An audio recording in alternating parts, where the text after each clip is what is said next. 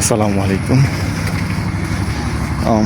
আমি আর আনোয়ার ভাই তো অনেক দিন থেকে প্ল্যান করতেছি যে নলজরির খেলার মাঠ একটা ভিজিট করে আসবো। পাশাপাশি জাফলং 0 পয়েন্ট এবং মায়াবী ঝর্ণাটাও একসাথে দেখা হয়ে যাবে। তো তারই ধারাবাহিকতায় তো আমরা দুই ভাই চলে আসছি নলজরি খেলার মাঠটা ভিজিট করার জন্য। তো দেখি সামনে কি অপেক্ষা করতেছে আমাদের জন্য। তো আমি আপনাদেরকে ভিডিওতে দেখাবো যে নলজরির বর্তমান অবস্থা কেমন এবং প্রাকৃতিক যে নৈসর্গিক সৌন্দর্য আমরা উপলব্ধি করি বা উপভোগ করি সেটা কেমন। মনে হইতেছে যেন এই ফুল গাছগুলো আমাদেরকে ওয়েলকাম করতেছে। ছোট্ট একটা গ্রামের দোকান, ছোট টং দোকান, আইসা এই জায়গায় বসবো ইনশাল্লাহ। উনি দেখাইতেছেন আর চারা গাছ লাগাইতেছেন। Thank you. এই মেঠো পথ দিয়েই মূলত আমরা মেইন স্পটে যাব। আসলে বলে বোঝানোর মতো না, এত সুন্দর একটা জায়গা, প্রাকৃতিক সৌন্দর্য দেখে আসলে কৃতজ্ঞতা জানানো উচিত সৃষ্টিকর্তার প্রতি যে তিনি এই পৃথিবীটাকে শুধু মানুষের জন্যই কিন্তু সৃষ্টি করেছেন। তো কৃষক মাঠ কাজ করতেছে, ছোটো ছোটো চারা নিয়ে যেতেছে, ধানের চারা। এগুলো মানে সম্ভবত সিজন এখন, তারা এগুলা বুনে দিবে।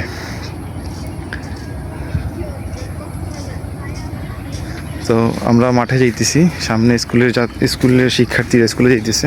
আমি একটু ভিডিও না করি। তো এই হচ্ছে অবস্থা। নলজরি খেলার মাঠ, দূর দূরান্ত থেকে মানুষ আসে এবং এলাকার স্থানীয় যারা আছেন তারা এই মাঠে রক্ষণাবেক্ষণ অ্যারেঞ্জমেন্ট করে থাকেন।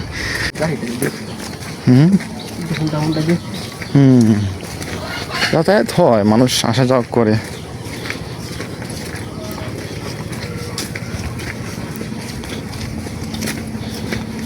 অনেক ব্লগারই আসছে, বিদেশি ব্লগার অনেক আসছে। তারা এসা এই নলজরি মাঠ কাভার করে গেছে আর কি। আমরা তো ভাই কাছের থেকেও আসি না, এই সমস্যা। যে গাড়ি যাতায়াত করতেছে আপনার, এই দেখেন ঝর্ণা। ওয়াও, ঝর্ণা দেখছেন জাস্ট ওয়াও। কৃষক ভাইয়েরা জমিতে চারা লাগাবে, নতুন চারা। তো কষ্ট করতেছে নতুন চারা রোদের মধ্যে পুড়ে জমিতে কৃষক চারা লাগাবে। আসসালামু আলাইকুম।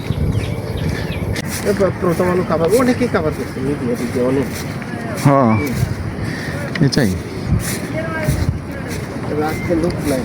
এই সেই নলজরির ক্রিকেট মাঠ। এই মাঠেই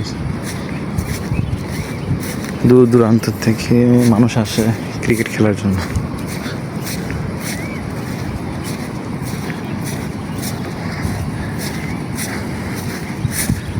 আমার সামনে দেখছেন যে মেঘালয়ের পাহাড়, প্রচুর সুপারি গাছ। আর এই সীমানা হচ্ছে যে গাছ দেখতেছেন না, একটা দুইটা এতটুকু পর্যন্তই। এর ওই পাশে হচ্ছে ইন্ডিয়ার যে সীমানা। ঝর্ণার যে গর্জনটা ভাই, দেখার মতো, শোনার মতো একটা গর্জন। পাশাপাশি দুইটা ঝর্ণা একসাথে, একটু উঁচু থেকে, একটা মিডিয়াম মাঝামাঝি থেকে পড়তেছে।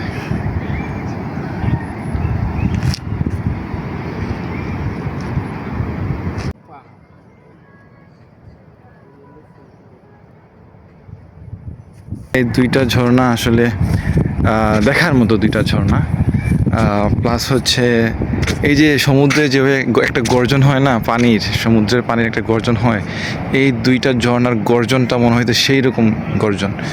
আসলে যত সময় আপনি এখানে থাকবেন ততই মুগ্ধতা ছড়াবে এই জায়গার এই দুইটা ঝর্ণা।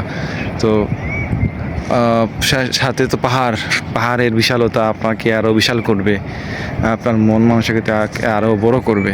তো এই জন্যই পাহাড়ের কাছে আসা, এই প্রকৃতির কাছে আসা। তো এই পাহাড়ের সাথেই বসবাস করে খাসিয়া উপজাতি বা খাসিয়া জনগোষ্ঠী। তো তারা আসলে স্বয়ংসম্পূর্ণ একটা জনগোষ্ঠী, বিশেষ করে নারী মাতৃতান্ত্রিক একটা জনগোষ্ঠী। তো নারীরা এখানে মূলত প্রধান। তো তাদের এই টিলাতেই মূলত বিশেষ করে তারা টিলা আশেপাশে বা এরকম জায়গায় তারা বসবাস করে।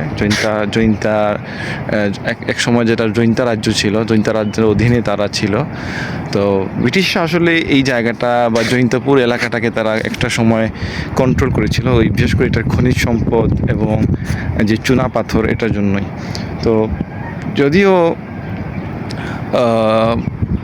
রিসেন্টলি এটা ভাইরাল হয়েছে, বাট সমৃদ্ধ একটা জায়গা। জৈন্তাপুর উপজেলা আসলে একটা সমৃদ্ধ একটা জায়গা।